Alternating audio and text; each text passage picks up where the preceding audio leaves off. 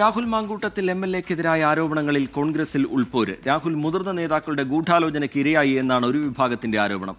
ഗൂഢാലോചന അന്വേഷിക്കണമെന്ന വനിതാ നേതാവിന്റെ പരാതിക്ക് പിന്നാലെ വി.ഡി. സതീശൻ അടക്കമുള്ളവർക്കെതിരെ രൂക്ഷമായ സൈബർ ആക്രമണമാണ്.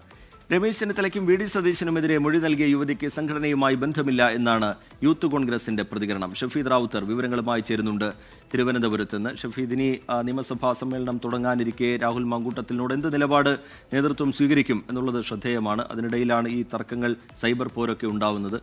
ഈ ഗൂഢാലോചന അന്വേഷിക്കണം എന്നാവശ്യപ്പെട്ടുകൊണ്ട് വനിതാ നേതാവ് പരാതി നൽകുകയും അവരുടെ മൊഴി രേഖപ്പെടുത്തുകയും ഒക്കെ ചെയ്തതോടുകൂടി എന്താണ് കോൺഗ്രസിൽ സംഭവിക്കുന്നത്, യൂത്ത് കോൺഗ്രസിൽ സംഭവിക്കുന്നത്? വിവരങ്ങൾ ഷഫീദ് റാവുത്തർ.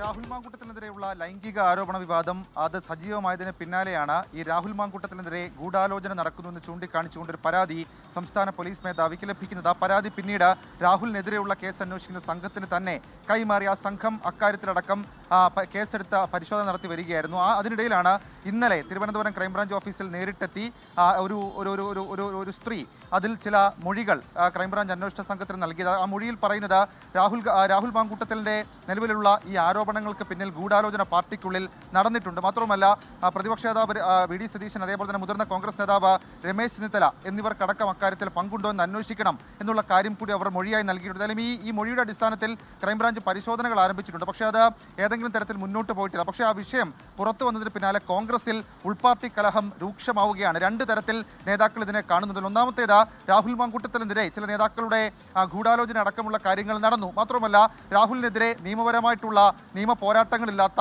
അല്ലെങ്കിൽ നിയമപരമായിട്ടുള്ള കേസുകളില്ലാത്ത ഒരു സാഹചര്യത്തിൽ എന്തിന് അദ്ദേഹത്തെ മാറ്റി നിർത്തണമെന്നുള്ള ചോദ്യങ്ങൾ ഉയരുന്നുണ്ട്. അതേസമയം പാർട്ടിക്ക് മുൻപ് ലഭിച്ച പരാതികളടക്കമുള്ള കാര്യങ്ങൾ ആ വിഷയത്തിൽ ഗൗരവമായി തന്നെ പാർട്ടി പരിഗണിച്ചുകൊണ്ടാണ് നടപടിയിലേക്ക് കടന്നത്.